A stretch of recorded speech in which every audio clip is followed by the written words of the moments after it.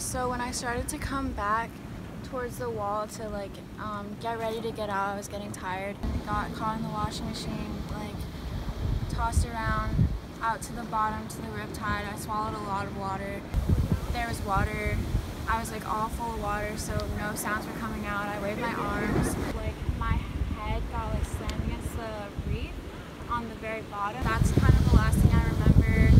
I don't know if the hit on my head knocked me out or if I just like ran out of air and like passed out.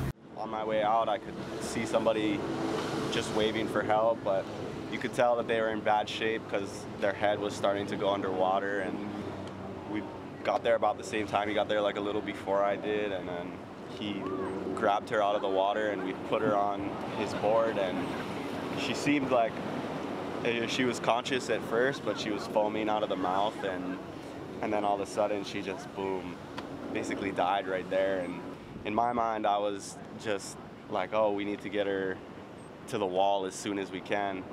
But he's like, no, let's do some compressions right here. So we threw her onto the board, and I was holding her on the board, and he was doing compressions on her, which was super difficult because as he's doing the compressions, the board's going into the water. So like doing my best to like keep her on the board and hold the board up, and he's doing the compressions.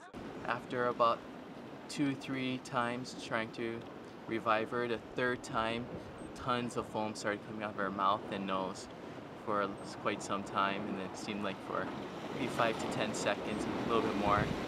Maybe like 40 people that were all standing up on the wall watching it all happen. I remember that being one of the vivid things that I saw as I was, we were out there, and we were maybe like he said, like 10 yards off of the cliffs over there, and just kind of working our way back out to get her out of this surf zone.